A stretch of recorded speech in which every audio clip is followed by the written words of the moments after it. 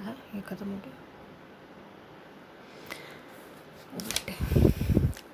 Good day children. आज की class में हम इंग्लिश की क्लास में वेकअप लेसन का लास्ट पॉइंट जो कि है क्रिएटिव राइटिंग वो करेंगे। तो आप देखिए फर्स्ट क्वेश्चन, आप देखेंगे इसमें डेट भी लिखी है 21 अप्रैल 2020 और लेसन का नाम और competency creative writing. Question number 1, write sentences about what do you see in the morning. आपको सेंटेंसेस लिखने हैं किस बारे में कि आपको मॉर्निंग में क्या क्या देखने को मिलता है। तो आई सी द राइजिंग सन। आपको ध्यान होगा मैंने आपको एक क्वेश्चन होमवर्क में भी दिया था जिसमें आपने केवल चीज़ों के नाम लिखे थे जो आपको मॉर्निंग में देखने को मिलते हैं। तो आपने उसमें लिखा था जैसे सन, बर्ड्स, फ्लावर्स, ये सब आपने लिखा था ना। तो आज हम उन्हीं का यूज़ करके सेंटेंसेस बनाएंगे। तो फर्स्ट सेंटेंस है I see the rising sun. I see the rising sun, मैं उगता हुआ सूरज देखता हूँ, है ना, सूरज दिखता है ना मैं उगता हुआ। Then I see the birds chirping. Birds को चिर्प करते हुए यानी चीची चीची करते हुए देखता हूँ। देखो बर्ड्स हमें चीची करते हुए दिखती है। Then I see the blooming flowers, खिले हुए फ्लावर्स देखने को मिलते हैं मॉर्निंग में। I see the blooming flowers. Then I see people going to work, मैं पीपल गोइंग टू वर्क, लोगों को काम पर जाते हुए देखता हूँ। Last one is I see people walking, और हमें मॉर्निंग में लोग वॉक करते हुए भी दिखते हैं।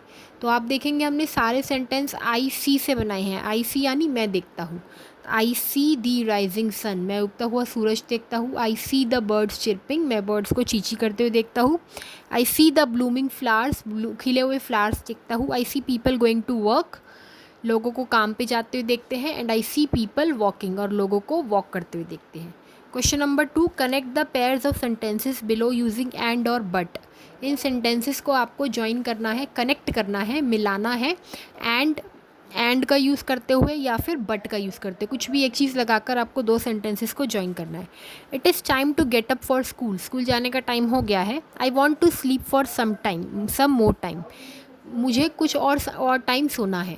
तो जहाँ पर दो अलग अलग तरह के सेंटेंस होंगे ना, मतलब दो सेंटेंस ऐसे होंगे जो आपस में मेल नहीं कर रहे होंगे, वहाँ पर हम बट का यूज़ करेंगे। और जहाँ पर दो सेम तरह के सेंटेंसेस होंगे वहाँ हम एंड का यूज़ करेंगे।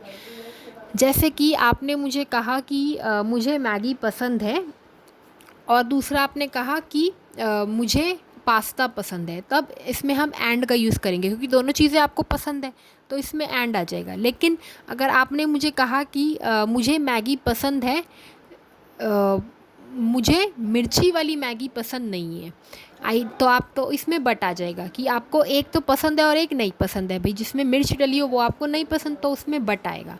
जहाँ दोनों चीज़ें अलग अलग होती है वहाँ बट आता। तो इसी सेंटेंस में देखिए आप कि स्कूल जाने का टाइम तो हो रहा है पर अभी आपको सोना है। अब या तो स्कूल जाओ या सो, दो में से एक ही काम होगा ना, तो इसमें बट आएगा। It is time to get up for school but I want to sleep for some more time. तो दोनों सेंटेंसेस जैसे बुक में जैसे कि क्वेश्चन में थे हमने वैसे ही लिखे हैं, बस बीच में बट लगा दिया है और दोनों को ज्वाइन कर दिया। देखो ध्यान से, ए वाला सेंटेंस एज इट इज़ लिखा मैंने, it is time to get up for school, it is time to get up for school, फिर बीच में बट, और फिर बी वाला sentence as it is, I want to sleep for some more time, I want to sleep for some more time. Next question is, इधर देखिए आप B वाला, ये वाला, Sheela got some chocolates, Sheela के फॉर हर बर्थडे, शीला अपने birthday के लिए कुछ chocolates lie.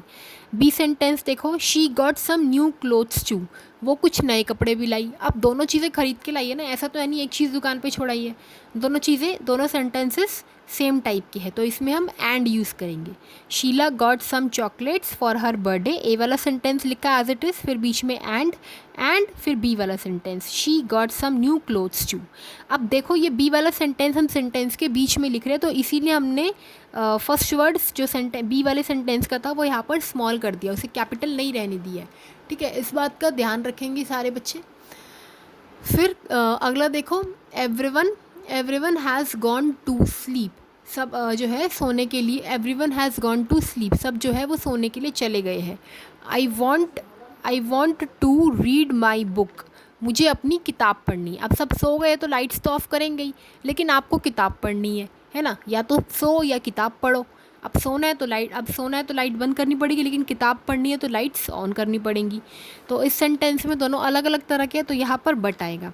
Everyone has gone to sleep a वाला सेंटेंस हमने एज इट इज़ लिखा, देखो ध्यान से, everyone has gone to sleep but I want to read my book, लेकिन मुझे अपनी बुक पढ़नी है ना। अच्छा, आई तो हमेशा कैपिटल रहता है तो इसीलिए उसे कैपिटल ही लिखा है। Then Raju plays cricket, Raju cricket खेलता है। ही ऑल्सो प्लेज हॉकी, वो हॉकी भी खेलता है। अब दोनों चीज़ें खेल रहा है ना, ऐसा तो है नहीं कि वो किसी चीज़ के लिए मना कर रहा है, तो दोनों एक तरह के सेंटेंस है, तो इसमें क्या आएगा, and. Raju pledge cricket and he also plays hockey, Raju plays cricket and he also place hockey. अब यहाँ पर क्योंकि बी वाले सेंटेंस का फर्स्ट वर्ड ही, उसको स्मॉल कर दिया है, ध्यान से देख के लिखो।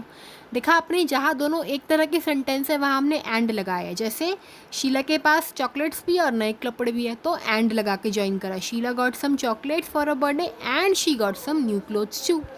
जैसे यहाँ पर राजू क्रिकेट भी खेलता है और हॉकी भी खेलता है, एक जैसे बातें हैं ना दोनों, मतलब दोनों काम में हाँ है, खेलता है ना, एक जैसी ही है। तो Raju plays cricket and he plays hockey. लेकिन बी, यहाँ देखो, everyone has gone to sleep, अब सब सो गए हैं, लेकिन मुझे किताब पढ़नी है, तो ये तो अपोजिट हो गया। अब सब तो सो रहे हैं, आपको किताब पढ़नी है, सबसे अलग काम करना है ना, तो यहाँ पर बट। तो यही आपका आज का इंग्लिश का काम है। आप इस सारे काम को सुंदर सुंदर अपनी कॉपी में लिखेंगे और लर्न भी करेंगे। और आज का आपका इंग्लिश का होमवर्क है, read page number 7 and 8। Neha's alarm clock का 7 और 8 पेज पढ़ना है। मैं उसका स्क्रीनशॉट भी भेजूंगी आपकी हेल्प के लिए होमवर्क लिख के, तो आप वो पढ़ेंगे। और दूसरी बात, इस सारे काम को सुंदर सुंदर लर्न करके अपनी कॉपी में इस सारे काम को सुंदर सुंदर अपनी कॉपी में लिखेंगे और फिर लर्न ज़रूर करेंगे। नेहाज़ अलार्म क्लॉक की हैंडराइटिंग के बारे में अभी मैंने कुछ नहीं कहा है, जब मैं बताऊंगी तब कर लेना। और आज के लिए केवल आपको रीड करना है नेहाज़ अलार्म क्लॉक का पेज नंबर 7 और पेज नंबर 8, और ढंग से रीड करना। और डेली, जैसे मैंने आपको कहा था, इंग्लिश और हिंदी की 5 मिनट्स रीडिंग डेली होनी चाहिए। और वो भी कैसे, शीशे के आगे खड़े होकर ज़ोर ज़ोर से बोल के। एक हाथ में आप अपनी बुक पकड़ेंगे और एक हाथ से बुक के वर्ड पर फिंगर रखेंगे, जैसे मैं रख रही हूँ ना finger, everyone has gone to sleep. इस तरह एक हाथ से फिंगर रख के पढ़ेंगे और एक हाथ से फिंगर रखेंगे और एक हाथ से बुक पकड़ेंगे और शीशे के आगे खड़े होकर जोर जोर से बोल के पढ़ेंगे। सब बच्चों को ये करना है, चाहे 5 मिनट के लिए ही सही। अच्छा, और आपको जो आपके होमवर्क में क्वेरी होती है, वो आप ग्रुप में से मेरा नंबर देख के मुझे या तो पर्सनल मैसेज करके पूछ सकते हैं या ग्रुप में पूछ सकते हैं। होमवर्क करने के बाद सारे बच्चे ग्रुप में अपने नाम के साथ होमवर्क डन या क्लास वर्क डन या इंग्लिश वर्क डन लिख के ज़रूर भेजेंगे। अपने नाम के साथ इंग्लिश वर्क, इंग्लिश ज़रूर लिखना है। मुझे क्या पता लगा आपने ईवीएस का काम करा है कि हिंदी का करा है, तो इसीलिए इंग्लिश वर्क डन लिख के ज़रूर भेजना है। सारे बच्चे सुंदर सुंदर अच्छे से काम करेंगे और पेरेंट्स की बात मानेंगे और घर के अंदर रहेंगे। Stay home, stay